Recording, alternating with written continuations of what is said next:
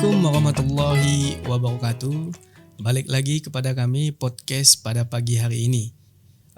Izin memperkenalkan diri, nama saya Zulfan Asari.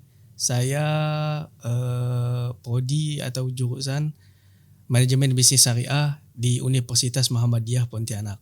Di sini kami akan mewawancari atau menimba ilmu bersama Bapak Ardianto yang berasal dari Bursa Efek Indonesia. Di sini kami akan membahas tentang pasar modal syariah dengan bertemakan tren investasi yang digandrungi oleh Gen Z. Silakan kepada Pak Ardi untuk menanggapinya dengan tema tersebut. Baik, terima kasih Bang Zulfan dan juga sobat podcast dari Universitas Muhammadiyah Pontianak. Perkenalkan, saya Ardi selaku perwakilan dari Bursa Efek Indonesia, kantor perwakilan Kalimantan Barat. Satu kehormatan bagi kami dari Bursa Efek Indonesia, kantor perwakilan Kalimantan Barat untuk bisa sharing informasi, sharing pengetahuan dengan sobat podcast kalian. Nah, ini satu tema yang menarik dan memang satu hal yang memang perlu kita diskusikan dan juga kita obrolkan bersama ya, karena memang terkait dengan tema-tema investasi khususnya bagi Gen Z ini sekarang sedang marak sekali untuk diperbincangkan, bahkan sampai ini untuk di workshopkan, bahkan di FGD-kan gitu oleh berbagai kalangan, khususnya di kalangan akademisi. Nah, menyinggung terkait dengan tema investasi, apa yang menarik bagi Gen Z ini memang sangat banyak sekali ragam pilihan, bahkan berdasarkan berbagai survei dan juga berbagai kajian-kajian empirik yang dilakukan oleh berbagai institusi, baik itu institusi pendidikan ataupun juga institusi keuangan, menunjukkan bahwa tren investasi yang diminati dan dilirik oleh Gen Z itu kebanyakan adalah investasi-investasi di sektor keuangan. Nah, lebih khusus lagi adalah investasi di sektor keuangan yang berbasiskan pasar modal, seperti apa yang tadi disampaikan oleh Bang Zulfan. Itu menjadi peminatan utama yang menduduki peringkat nomor 1 bagi Gen Z, itu untuk menjadikan pasar modal sebagai instrumen investasi prioritas bagi mereka. Nah, di prioritas yang kedua itu ada investasi di sektor cryptocurrency. Nah, kemudian di ketiga itu ada di produk mutual fund atau reksadana.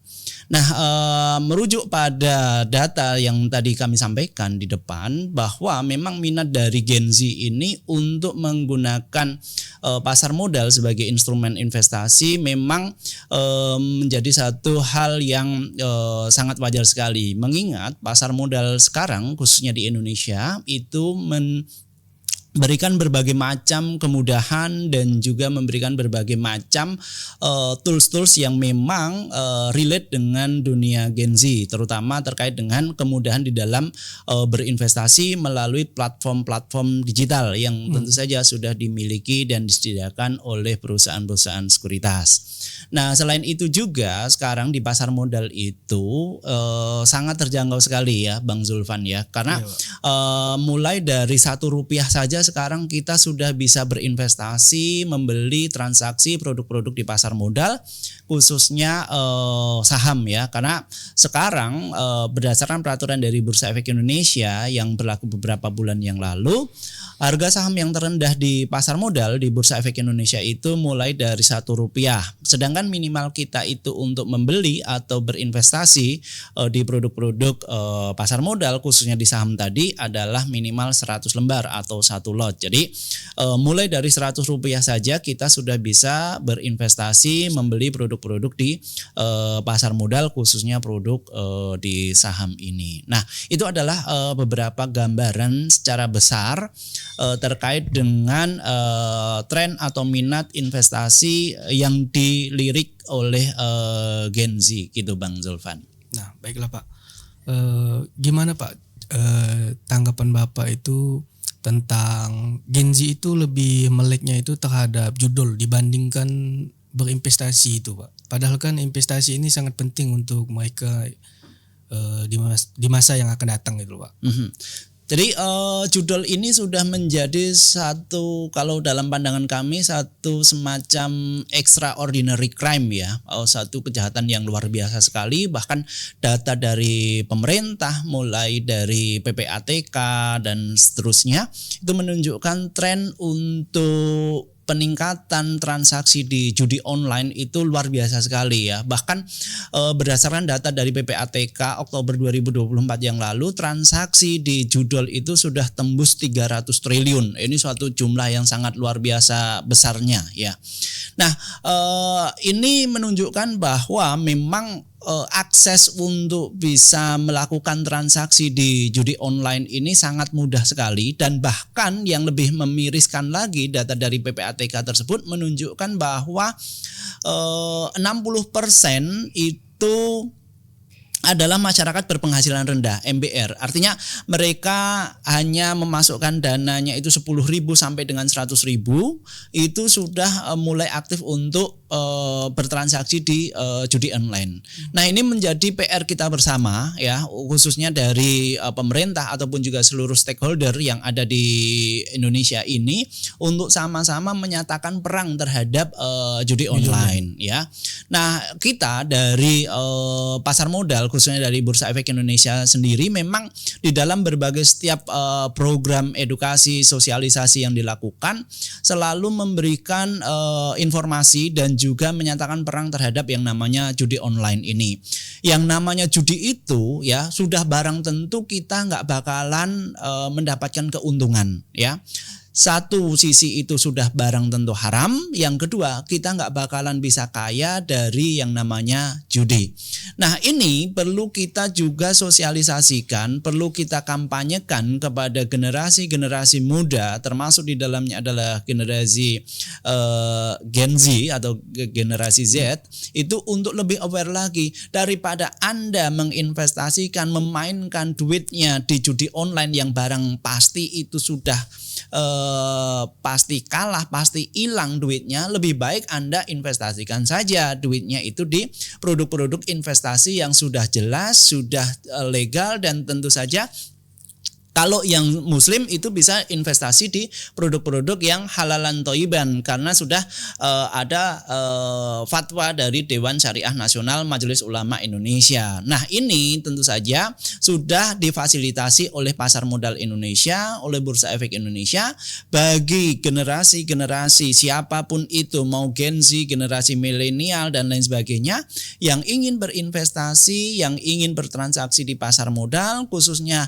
yang pasar modal syariah, itu sudah ada yang namanya DES atau daftar efek syariah, yang mana di daftar efek syariah itu memuat berbagai macam produk-produk investasi yang halal sesuai dengan kaidah syariat Islam, mulai dari saham syariah, kemudian reksadana syariah, kemudian ada sukuk korporasi, sukuk pemerintah, kemudian ada juga yang namanya ETF syariah. Nah, itu cara kita agar mereka bisa shifting dari yang tadinya itu tertarik untuk dapat keuntungan dengan mengadu nasib melalui judi online tadi, daripada Anda mengadu nasib yang nggak pasti, spekulatif dan lain sebagainya, lebih baik Anda investasikan saja ke instrumen investasi yang aman dan juga menguntungkan. Nah, bagi yang ingin mendapatkan keberkahan, masukkan saja ke instrumen-instrumen yang syariah tadi, gitu Bang Zulfan. Oh, baik Pak. Berarti sangat berbahaya sekali ya Pak yang namanya judul ini. Iya, sangat berbahaya. Bahkan seringkali kita ini ya baca dan dengar di berbagai media, baik media mainstream ataupun juga media-media sosial, bagaimana dampak luar biasanya judi online itu ya. Bahkan beberapa kemarin lah saya baca ada satu keluarga yang mereka itu mohon maaf itu sampai mengakhiri hidup seluruh keluarganya, ada pasangan suami istri dan juga anaknya, itu sampai mengakhiri hidupnya karena terjebak hutang di pinjol, sedangkan utangnya itu dipakai untuk judol. Nah, ini memang kombinasi yang ini ya, yang luar biasa ya, duet antara pinjol dan judol ini luar biasa, menjadi momok kita bersama gitu. Dan ini harus benar-benar punya keinginan yang kuat dari berbagai stakeholder khususnya pemerintah untuk bisa benar-benar memerangi ini, karena korbannya sudah berjatuhan ya, tidak hanya korban harta saja, uang saja, tetapi sudah korban nyawa gitu, dan itu sudah banyak ya. Kalau dilihat dari data yang disampaikan oleh PPATK itu, trennya itu mulai mengalami peningkatan sejak tahun 2021 sampai dengan sekarang. Mulai dari transaksinya itu hanya sebesar 121 triliun sampai dengan sekarang per Oktober itu sudah tembus 300 triliun gitu. Jadi kenaikannya itu eksponensial gitu. Itu luar biasa sekali gitu Bang Zulfan. Iya Pak, oke Pak. Jadi untuk yang digandrungi Gen Z ini, gimana kalau dari pihak bursa itu menanggapi gitu Pak? Gini kan teman-teman dari Zulfan kan banyak nanya tuh, apa sih itu investasi, gimana sih caranya gitu. Kita ini Gen Z ini cocoknya investasinya di mana gitu? Apakah di obligasi, apakah di pasar modal, apakah di reksadana? Kami nggak tahu gitu. Terus tata caranya itu gimana? Apakah sama dengan kasus yang kemarin itu, yang Indra Kents itu? Apakah berbeda gitu Pak? Baik. Jadi teman-teman sekalian dan juga Bang Zulfan, nah perlu kami sampaikan di sini bahwa ketika kita itu berbicara terkait dengan masalah investasi ya, itu kita harus paham, harus tahu terlebih dahulu. Bahkan kita punya tagline, harus edukasi sebelum investasi, biar untung yang Anda dapatkan bukan malah buntung. Jadi langkah pertama yang harus kita lakukan untuk Bang Zulfan dan juga teman-teman sekalian, itu harus sebelum investasi dana, itu harus investasi waktu. Investasi waktu maksudnya bagaimana? Investasi waktu maksudnya adalah teman-teman sekalian harus mengalokasikan waktu teman-teman sekalian untuk belajar, untuk mencari tahu, untuk mencari ilmu terkait dengan yang namanya investasi sendiri. Nah, investasi sendiri itu terbagi menjadi dua macam kalau secara garis besarnya. Dua macam itu adalah, satu investasi di sektor real, yang kedua adalah investasi di sektor finansial. Di sektor real misalnya teman-teman mulai bisnis, mulai dagang, buka usaha, franchise di properti dan lain sebagainya. Nah, itu sudah insya Allah sudah khatam lah ya untuk terkait informasi seperti itu. Kemudian yang kedua adalah investasi di sektor finansial. Nah, investasi di sektor finansial ini memang baru booming beberapa waktu saja Bang Zulfan. Nah, khusus di investasi di sektor finansial ini terbagi ke dalam beberapa market ya, terbagi ke dalam beberapa pasar. Ada di money market, di pasar uang, kemudian ada di pasar modal, ada di insurance, kemudian ada di kripto, kemudian ada di derivative market dan seterusnya. Nah, teman-teman dan juga Bang Zulfan, ketika kita berbicara terkait dengan investasi di sektor financial market ini, karena ranah kami itu adalah di pasar modal atau di capital market, maka yang akan kami sampaikan informasinya adalah terkait dengan bagaimana untuk investasi di pasar modal itu. Nah, untuk investasi di pasar modal ini teman-teman sekalian, itu ada berbagai macam produknya ya, karena nanti dari macam-macam produk itu akan bermacam-macam juga caranya, kemudian mekanismenya itu akan berbeda-beda. Nah, di pasar modal sendiri Bang Zulfan dan juga teman-teman sekalian, itu ada dua produk utama yang disediakan oleh pasar modal. Produk yang pertama adalah produk yang namanya equity atau biasa dikenal disebut dengan yang namanya saham. Kemudian produk yang kedua itu adalah yang namanya fixed income atau efek berpendapatan tetap. Nah, dari dua produk utama ini kemudian akan memunculkan yang namanya produk turunan atau produk derivatif. Ada yang disebut dengan namanya mutual fund atau reksadana, kemudian ada yang namanya ETF atau exchange traded fund, kemudian ada yang namanya EBA, efek beragunan aset, kemudian ada yang namanya indeks, kemudian ada option, ada warrant, right, dan lain sebagainya. Nah, sebagai informasi untuk teman-teman sekalian, sekarang jumlah investor di pasar modal itu tercatat sebesar 15.388.000 sekian investor. Nah, hampir sebagian besar sekitar 7,8 jutanya itu adalah investor untuk produk equity atau produk saham. Gitu. Jadi produk equity memang mendominasi produk-produk yang ada di pasar modal. Nah, bagaimana caranya untuk menjadi investor di pasar modal? Kalau teman-teman sekalian ingin berinvestasi produk di pasar modal berupa saham, seperti yang tadi saya sampaikan yang cukup mendominasi jumlah investornya, teman-teman sekalian tinggal cukup buka saja rekening di perusahaan yang namanya perusahaan efek atau di perusahaan sekuritas.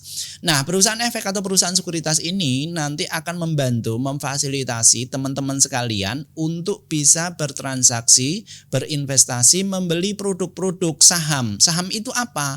Saham itu merupakan bukti yang menunjukkan kepemilikan kita atas suatu perusahaan. Jadi kalau teman-teman sekalian sudah punya rekening di perusahaan efek atau perusahaan sekuritas, nanti teman-teman sekalian bisa memiliki perusahaan-perusahaan besar yang ada terdaftar di Bursa Efek Indonesia.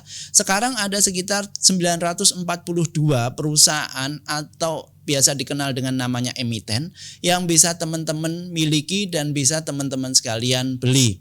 Ada BCA, ada Telkom Indonesia, kemudian ada Semen Indonesia, ada Unilever, XL, Indosat dan lain sebagainya.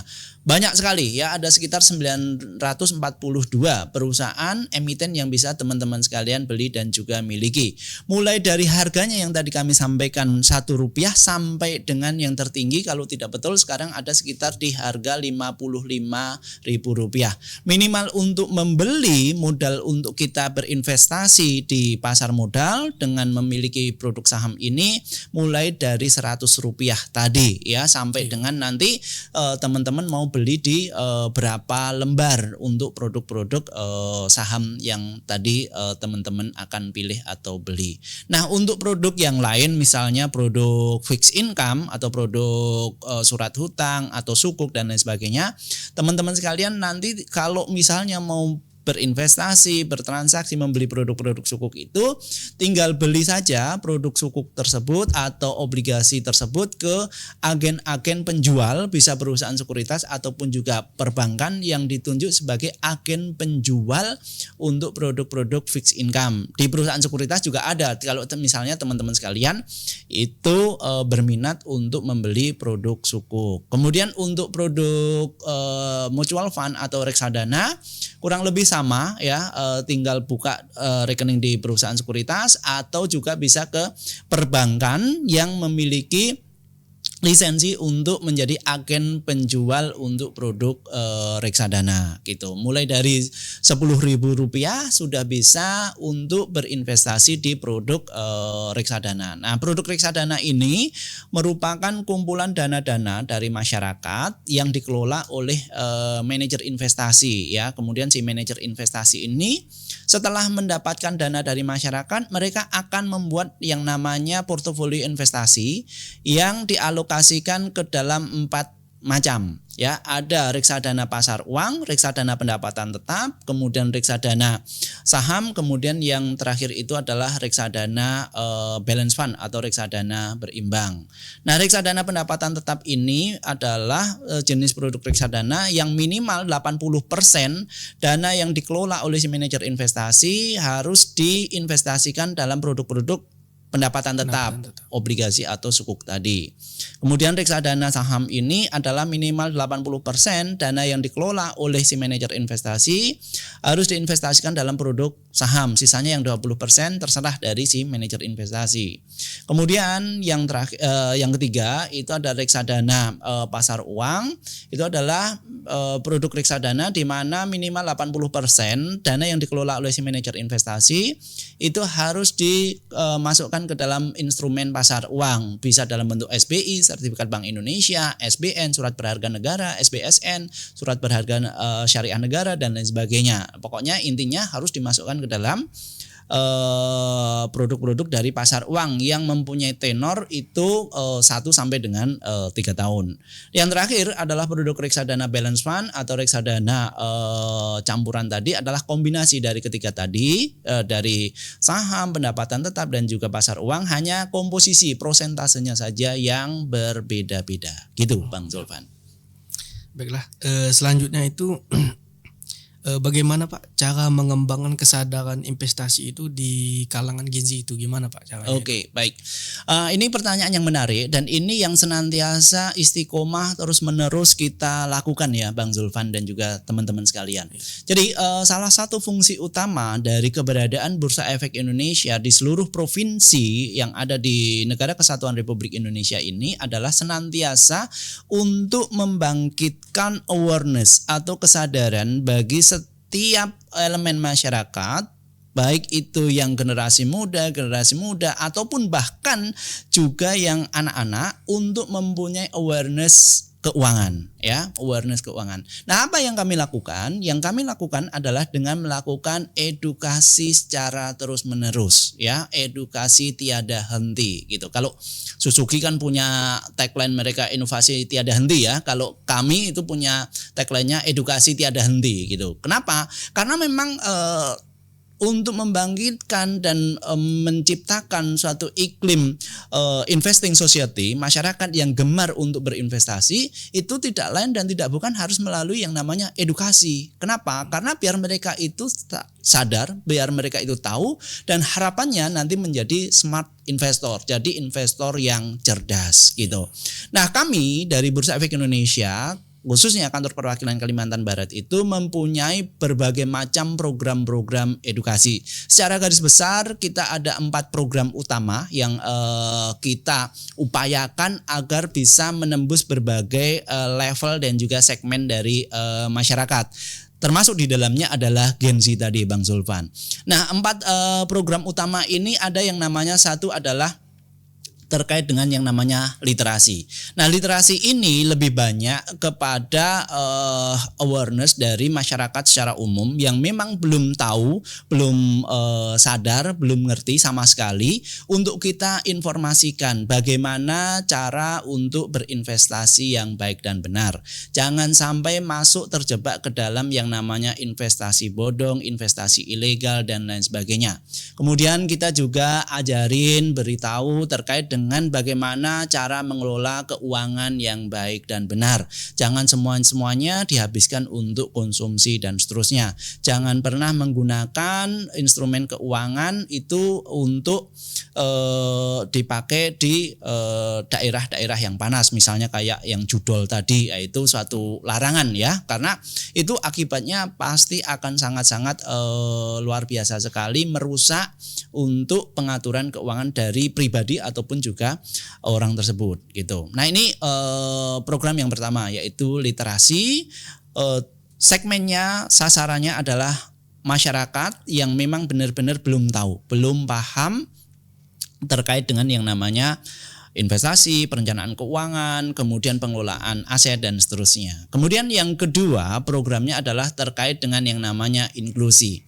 Nah, program inklusi ini Bang Zulfan dan juga teman-teman sekalian, kita sasar, kita pakai untuk segmen-segmen masyarakat yang mereka sudah tahu, sudah mendapatkan basic knowledge, tetapi mereka butuh penguatan, mereka butuh encourage lagi agar mereka yakin, agar mereka mempunyai kepercayaan diri untuk nantinya bisa involve masuk ke dalam yang namanya industri pasar modal ini, menjadi investor di pasar modal gitu. Nah, kita programnya kalau inklusi itu ada program yang namanya SPM level 1 gitu. Kemudian ada yang namanya forum calon investor. Kalau yang literasi tadi ada yang namanya edukasi publik, kemudian kuliah umum pasar modal, kemudian ada pengantar SPM dan seterusnya. Kemudian yang ketiga itu adalah program aktivasi. Nah, program aktivasi ini kita pakai, kita pergunakan untuk segmen mereka yang sudah menjadi bagian dari pasar modal, khususnya investor existing. Nah, kita akan mendorong, mengupdate dan juga mengupgrade para investor-investor ini agar lebih mahir lagi, agar lebih expert lagi dan bisa menjadikan mereka itu investor yang benar-benar smart di dalam melakukan keputusan-keputusan keuangannya, keputusan-keputusan investasinya. Program-program yang kita lakukan adalah program yang namanya workshop pasar modal, kemudian klinik investasi, kemudian SPM level 2 dan seterusnya. Nah, itu adalah beberapa program aktivasi yang kami lakukan untuk bisa memberikan update dan juga upgrade bagi investor existing yang ada di pasar modal. Kemudian program yang keempat itu adalah program market deepening atau pendalaman pasar. Nah, market deepening ini Bang Zulfan dan juga teman-teman sekalian, kami berikan untuk masyarakat-masyarakat yang menginginkan produk-produk dari pasar modal itu selain yang dua utama tadi, selain yang equity dan juga fixed income tadi. Nah, kita bisa memberikan alternatif produk-produk investasi yang lain kepada masyarakat-masyarakat yang membutuhkan, mulai dari program produk ETF, kemudian waran, structure waran, kemudian reksadana, indeks dan lain sebagainya. Nah, itu adalah program-program edukasi yang biasa kami lakukan menyasar berbagai levelan dan juga elemen masyarakat. Kurang lebih begitu, Bang Zulfan. Ya, Pak. Oke. Untuk pertanyaan selanjutnya, Pak, apakah Gen Z itu lebih suka investasi secara online ataukah secara offline gitu, Pak? Oke. Nah, ini menarik ya. Apakah Gen Z ini suka yang online atau yang offline? Nah, berdasarkan data yang kami miliki, Bang Zulfan, Gen Z memang secara naluriahnya itu menyukai yang online. Kenapa? Yang online ini karena lebih simpel dan lebih dekat dengan mereka. Kita tahu ya, teman-teman sekalian, khususnya teman-teman dari Gen Z ya, itu kan kehidupannya sangat erat sekali dengan gadget ya. Nah, karena keeratan mereka, interaksi mereka dengan menggunakan gadget ini sangat tinggi sekali, maka mereka sangat menyukai yang online gitu. Nah, oleh karena itu ini juga dibaca oleh pasar modal ya, khususnya oleh perusahaan-perusahaan sekuritas. Makanya banyak sekali perusahaan-perusahaan sekuritas itu sekarang yang memberikan dan juga menyiapkan aplikasi-aplikasi untuk bisa memfasilitasi agar Gen Z ini bisa melakukan investasi secara online dan juga real time. Nah, banyak sekali dari 95 perusahaan sekuritas, perusahaan efek yang ada di pasar modal Indonesia ini, hampir semuanya saya lihat sudah mempunyai aplikasi online trading yang sangat canggih yang bisa membantu memenuhi kebutuhan dari para Gen Z ini untuk berinvestasi. Bahkan kalau kita lihat sekarang di dalam aplikasi-aplikasi yang disediakan oleh perusahaan sekuritas tersebut itu sudah one stop shopping ya, bahkan dari satu aplikasi teman-teman sekalian bisa melakukan banyak hal, tidak hanya untuk berinvestasi saja ya, beli saham, reksadana, kemudian fixed income, tapi bisa juga untuk top up pulsa, bayar listrik, bayar tagihan dan lain sebagainya. Bahkan sampai sudah se-advance itu ya. Ini untuk menjawab kebutuhan dan juga tantangan yang diberikan oleh perubahan dunia, khususnya oleh perubahan generasi kita, shiftingnya mulai dari yang tadinya generasi baby boomers, kemudian generasi milenial sampai dengan sekarang Gen Z. Nah, tantangannya mulai tahun depan itu kan sudah ada generasi beta ya, yang beta ya kalau nggak salah. Beta, iya, udah 2025 itu kan generasi beta, itu nanti makin besar lagi perubahan-perubahan yang akan dihadapi oleh dunia finansial, termasuk juga di dalamnya dunia pasar modal terkait dengan investasinya ini gitu. Gitu Bang Zulfan. Untuk mengenai jenis investasi yang paling populer di kalangan Gen Z itu apa saja, Pak, itu? Oke. Nah, yang paling populer seperti yang tadi kami sampaikan, tentu saja yang menjadi prioritas itu adalah saham, Bang Zulfan ya. Saham itu menduduki prioritas yang sangat tinggi sekali ya, berdasarkan data yang disampaikan oleh beberapa lembaga keuangan. Saham menjadi salah satu pilihan utama ya. Kenapa? Karena di saham ini selain memberikan keuntungan yang cukup menjanjikan, yang kedua itu risikonya terbatas. Pilihan yang kedua itu adalah kripto. Nah, kripto ini memang menjanjikan keuntungan yang tinggi, tetapi secara risikonya pun sangat besar sekali. Bahkan yang menjadi concern ini adalah terkait dengan masalah legalitas untuk kripto. Ya, walaupun secara ini kripto itu tidak ada underlyingnya ya, hanya terkait dengan masalah prospek kedepannya saja. Tetapi ini menunjukkan tren pertumbuhan jumlah investor yang cukup besar ya untuk sektor cryptocurrency ini. Kedepannya memang cryptocurrency ini juga akan diatur oleh pemerintah ya. Makanya sekarang di OJK, Otoritas Jasa Keuangan itu ditambah lagi satu Dewan Komisioner ya, Dewan Komisioner ke-8 yang membawahi terkait dengan aset digital dan juga cryptocurrency ya. Yang sekarang Kepala Dewan Komisioner OJK, anggota Dewan Komisioner OJK yang membawahi itu adalah Bapak Hasan Fauzi yang merupakan mantan Direktur Pengembangan dari Bursa Efek Indonesia. Kedepannya informasi yang kami terima kemungkinan nanti cryptocurrency ini juga akan mulai diatur dan setelah mendapatkan mendapatkan peraturan yang jelas nanti juga akan bisa diperdagangkan. Nah, untuk saat ini memang aturan secara regulasinya memang belum terlalu ketat untuk mengaturnya. Nah, oleh karena itu ini belum bisa menjadi satu aset untuk investasi yang dikatakan aman. Tetapi kalau kita lihat growth-nya untuk pertumbuhan investor khususnya anak-anak muda yang menggunakan kripto ini sebagai salah satu aset untuk boleh dibilang investasi itu cukup besar ya growth-nya.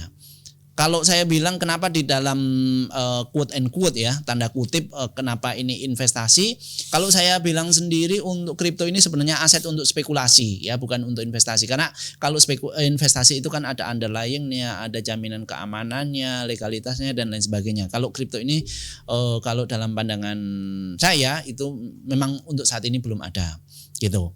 Nah, di layar ketiga itu adalah produk reksadana ya. Produk reksadana seperti yang tadi saya sampaikan definisinya terus ketentuannya seperti apa itu memang menjadi pilihan yang ketiga yang digemari oleh anak-anak muda oleh Gen Z.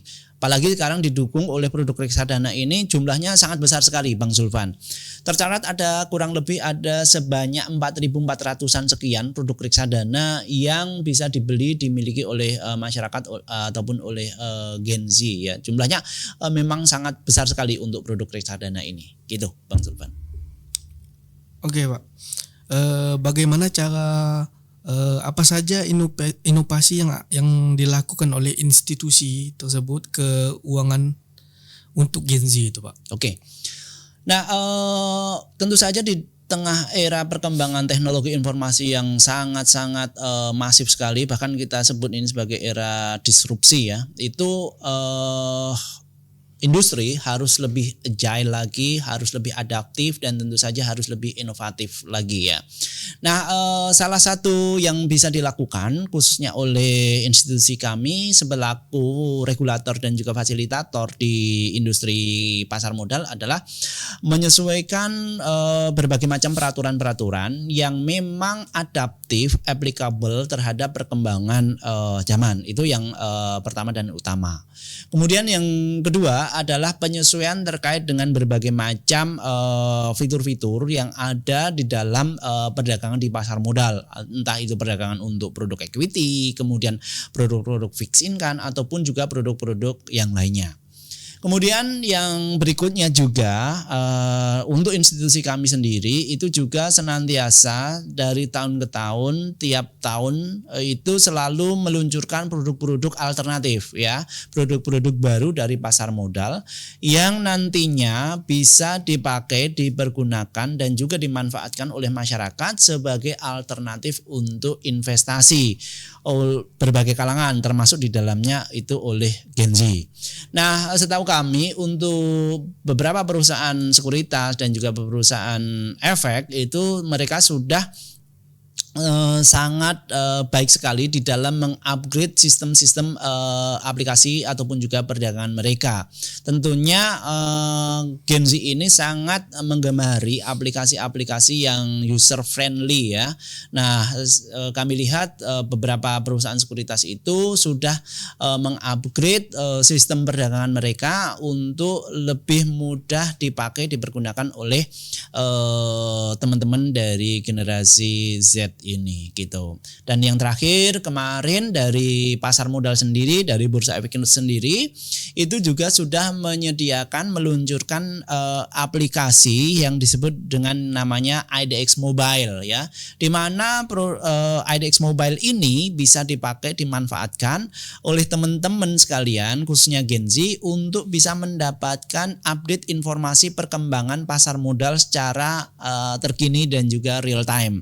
Nah, bagi sobat sekalian yang ingin mendapatkan informasi terkait dengan perkembangan pasar modal yang terkini dan real time dan free, itu bisa langsung download saja aplikasi IDX Mobile ya di App Store ataupun juga di Play Store gitu. Nah, itu aplikasinya sangat lengkap sekali dan bisa dipergunakan untuk nantinya memantau, melihat ada apa saja sih di pasar modal itu, informasi-informasi emiten, informasi-informasi komoditas, kebijakan-kebijakan pemerintah dan lain sebagainya ada lengkap di situ. Bahkan insya Allah tahun 2025 nanti kami akan melakukan satu challenge ya pada beberapa galeri investasi. Nantinya kita akan buat yang namanya IDX Mobile Trading Competition ya, karena di situ nanti akan ada virtual tradingnya. Nanti bagi para downloader dari IDX Mobile itu akan diberikan sejumlah dana virtual yang bisa dipakai, disimulasikan untuk melakukan transaksi-transaksi produk-produk yang ada di pasar modal, khususnya di saham yang nanti akan bisa kita kompetisikan gitu Bang Zulfan. Baik Pak, merujuk ke pertanyaan terakhir ini Pak. Seberapa penting investasi tersebut terhadap generasi Gen Z, Pak? Oke, baik. Nah, ini pertanyaan pamungkas yang sangat luar biasa sekali. Seberapa penting investasi itu bagi Gen Z? Sangat penting sekali ya, sangat penting sekali.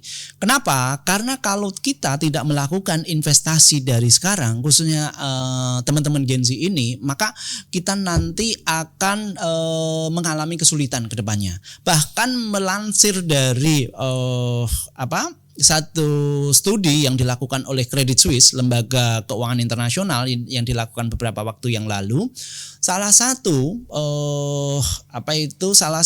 hal atau kendala yang akan dihadapi oleh teman-teman Gen Z ini itu adalah kesulitan untuk bisa, satu, memiliki yang namanya properti. 2, mendapatkan pekerjaan dengan upah yang layak. 3, nanti akan mengalami kendala terkait dengan yang namanya debt trap ya. Debt trap itu jebakan hutang, karena bahkan dari Credit Suisse itu rasio antara pendapatan terhadap utang yang nantinya akan dihadapi oleh Gen Z itu bisa mencapai 300%. Misalnya teman-teman sekalian punya penghasilan 10 juta, tetapi nanti beban hutangnya itu bisa 30 juta. Kenapa? Karena banyak sekali kemudahan-kemudahan untuk mendapatkan hutang itu ya sekarang, mulai berbagai macam platform, kemudian ada pay letter, kemudian ya macam-macam gitulah ya. Nah, itu nantinya akan dihadapi oleh teman-teman sekalian, khususnya generasi muda gitu. Nah, oleh karena itu kalau teman-teman sekalian tidak mulai melakukan investasi dari sekarang, nanti khawatirnya ke depannya itu akan menghadapi yang namanya masalah keuangan. Mungkin kita sering dengar ya, terutama di media sosial itu ada istilah namanya sandwich generation ya. Nah, oleh karena itu agar bisa terlepas dari yang namanya sandwich generation itu, investasi dari sekarang teman-teman sekalian. Karena dengan kita investasi dari sekarang di produk investasi apapun itu, kita nantinya akan bisa mendapatkan return yang nantinya bisa mengcover berbagai macam masalah-masalah keuangan yang akan kita hadapi tadi ya, mulai dari inflasi, apalagi sekarang pajak kan banyak dan tinggi ya. Iya, itu kan jadi tantangan lagi untuk kita. Belum lagi nanti upah yang kurang sesuai ya dengan kebutuhan gitu kan.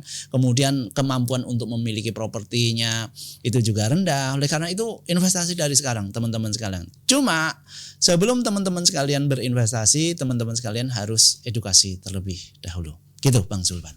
Oh, baiklah Pak. Terima kasih Pak infonya yang sangat penting ini bagi kami terutamanya di generasi Gen Z. Semoga teman-teman di rumah bisa mendengarkan podcast ini dengan baik dan benar dan saksama gitu. Terima kasih atas perhatiannya Pak dan juga teman-teman. Sampai jumpa lagi di episode podcast selanjutnya. Saya Zulfan Asari dan Pak Ardianto, perwakilan dari Bursa Efek Indonesia. Terima kasih sudah hadir di acara podcast pada pagi hari ini Pak. Terima kasih Pak. Terima kasih teman-teman sekalian. Terima Sampai kasih jumpa, Bang teman-teman. Zulfan. Terima kasih Pak.